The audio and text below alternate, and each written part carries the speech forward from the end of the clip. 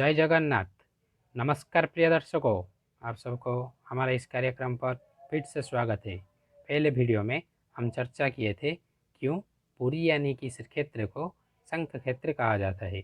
आज हम इस वीडियो में चर्चा करेंगे इस क्षेत्र को परिक्रमा करने का आवश्यकता क्या है और यह क्षेत्र परिक्रमा से हमें क्या फल प्राप्त होगा। तो चलिए शुरू करते हैं यह हमारा कार्यक्रम शंख क्षेत्र परिक्रमा।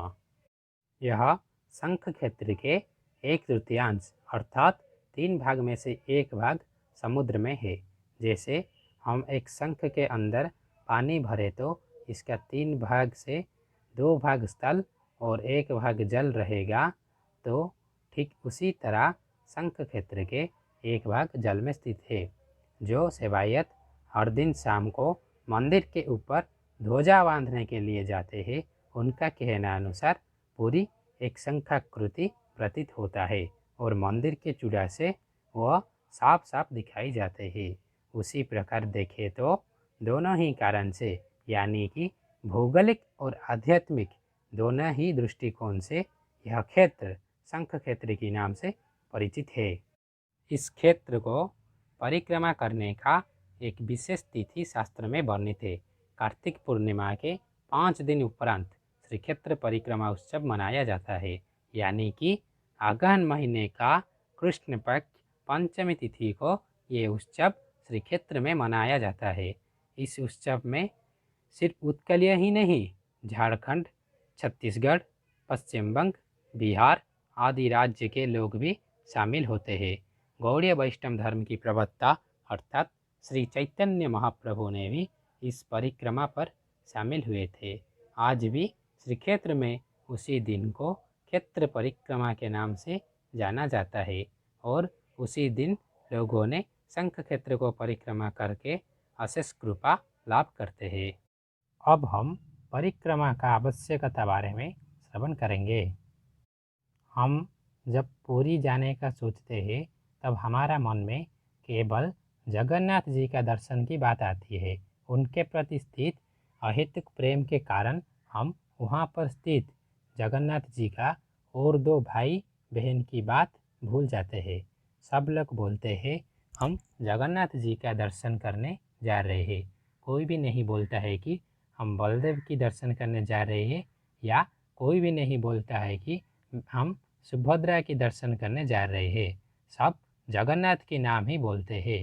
जब हम जगन्नाथ के पास स्थित उनके भाई बहन की बात याद नहीं कर पाते हैं, यह क्षेत्र परिक्रमा करके इस क्षेत्र में स्थित सारे देव देवियों को दर्शन क्यों करें, इसकी आवश्यकता क्या है, यह प्रश्न हमारा मन में आना स्वाभाविक है। जब हम यहाँ पर भक्ति अथवा प्रेम के साथ तत्व को जोड़ेंगे तब हम इसका उत्तर जान पाएंगे। देखिए, जब हम मंदिर को दर्शन के लिए जाते हैं तब हम जगन्नाथ जी के साथ साथ उनका सिंहासन को भी प्रणाम करते हैं, क्योंकि वह सिंहासन प्रभु का आधार है। वहाँ पर प्रभु विराजमान है। ठीक उसी न्याय से यह मंदिर की आधार है इस शंख क्षेत्र, अर्थात यह मंदिर शंख क्षेत्र पर स्थित है।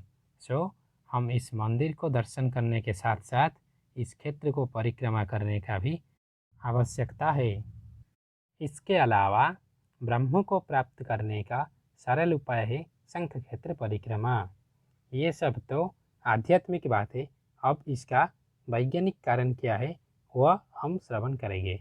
जब हम कोई भी तीर्थ क्षेत्र को जाने का बात करते हैं तब हमारा बुजुर्गों ने हमें शुद्ध पुत यानी कि पवित्रता से जाने का बात कहते थे। उसका अर्थ हमारा शरीर में स्थित आवश्यक या धातव पदार्थ की परिवर्तन अत्यंत आवश्यक है। वही शुद्ध पुत होने के लिए हमको तीर्थ भ्रमण का आवश्यकता है। तीर्थ भ्रमण करके उसी तीर्थ में स्थित विभिन्न पुष्करिणी की जल में स्नान करने से हमारा शरीर में जो धातव पदार्थ की कमियां थे वह सब परिपूर्ण हो जाता है। यह शंख क्षेत्र में केवल देवताओं के मंदिर नहीं है, यहाँ पर अनेकों पुष्करिणी तथा अनेकों बटमुख्य के बारे में वर्णित है। 115 स्थान को लेकर यह शंख क्षेत्र गठित है। यह क्षेत्र को परिक्रमा करने से हमारा मन और शरीर दोनों ही सुस्त रहते हैं। सो हमको यह क्षेत्र परिक्रमा नित्यांत आवश्यक है। क्षेत्र परिक्रमा की आवश्यकता को हमने श्रवण किया है। अब मन में प्रश्न आ रहा होगा, किस मानसिकता से हम इस क्षेत्र को जाना चाहिए, अर्थात यह क्षेत्र को आने के समय हमारा मानसिक चिंताधारा किस प्रकार का होना चाहिए।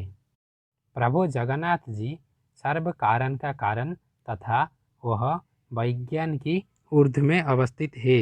उनके पास अंधविश्वास के साथ जाना उचित नहीं है। वहाँ पर वैज्ञानिक मानसिकता से जाना चाहिए। परिक्रमा शब्द एक वैज्ञानिक उद्भावन है।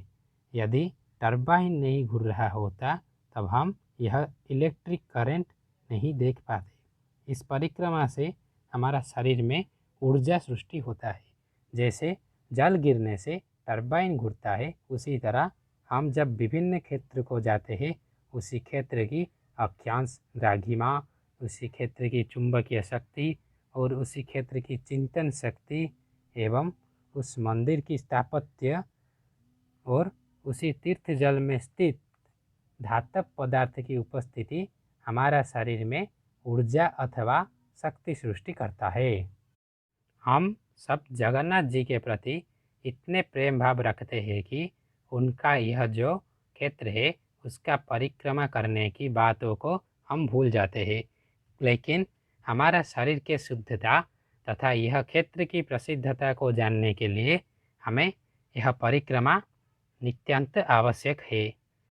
यह शरीर रूपक शंख को शक्ति प्रदान करने के लिए यह परिक्रमा नित्यांत आवश्यक है। जैसे दोनों तरफ से उच्च और मध्य में नीच होता है शंख, ठीक उसी तरह मनुष्य की शरीर भी शंख की जैसी है। सो यह शरीर रूप को शंख के मध्य में स्थित ब्रह्म के साथ साक्षात्कार करने के लिए हमें यह क्षेत्र परिक्रमा की आवश्यकता है। क्षेत्र परिक्रमा के विषय में जानने के बाद अब हमारा मन में यह सवाल आ रहा होगा कि इस क्षेत्र परिक्रमा करने से हमें क्या फल प्राप्त होगा। अब इसका उत्तर सुनिए। परिक्रमा भारतीय संस्कृति के एक विधान है। जैसे भगवान विष्णु को 4 बार, भगवान सूर्य को 7 बार और शिव जी को अर्ध परिक्रमा आदि विधि शास्त्र में वर्णित है। परिक्रमा उपासना यानी कि दर्शन का एक अंग है। जैसे धूप दीप पूजा के अंग है, उसी तरह परिक्रमा दर्शन के एक अंग है। यह परिक्रमा करने से मनुष्य की समस्त दुख सुख आदि समाप्त होता है और दुर्बुद्धि नाश होकर सुबुद्धि प्राप्त होता है।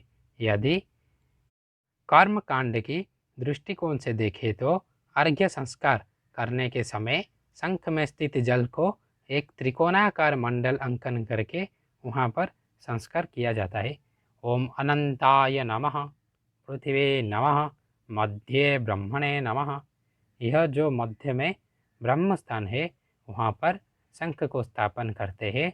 यह शंख को ब्रह्म के साथ तुलना किया गया है। दशकलात्मने बह्निमंडलाय नमः, द्वादशकलात्मने सूर्यमंडलाय नमः, षोडशकलात्मने सोममंडलाय नमः आदि मंत्र उच्चारण करके इसे पूजा किया जाता है। ऐसे देखें तो वैज्ञानिक औपचारिक दैनंदिन दृष्टिकोण से भी शंख की भूमिका अत्यंत गुरुत्वपूर्ण है। दैनंदिन जीवन में हम शंखनाद से ही हमारा कार्य को शुरू करते हैं। हमारा यह जगन्नाथ संस्कृति एक विचित्र संस्कृति है। यहाँ पर हमारा प्रभु श्री जगन्नाथ जी सुवर्ण थालियों में प्रसाद पाते हैं, तो हम सब भक्त आनंद बाजार में मिट्टी के कुड़ुआ से प्रसाद पाकर आनंदित होते हैं। यह विचित्र परंपरा हमारा जगन्नाथ संस्कृति का विशेषत्व है। इस क्षेत्र को परिक्रमा करने से हमें सारे देव देवियों का आशीर्वाद प्राप्त होता है। यदि हम जगन्नाथ को परिक्रमा करेंगे तो अष्टशंभु, अष्टशक्ति, अष्ट महावीर, पंच देवता आदियों की आशीर्वाद प्राप्त कर पाएंगे। भारतश्च उत्कलदेशे भूचश्च पुरुषोत्तमं दारुरूपी जगन्नाथ भक्तानाम अभयप्रद। आप जगन्नाथ जी को जिस रूप में देखने चाहेंगे वह इसी रूप से आपको दर्शन देंगे।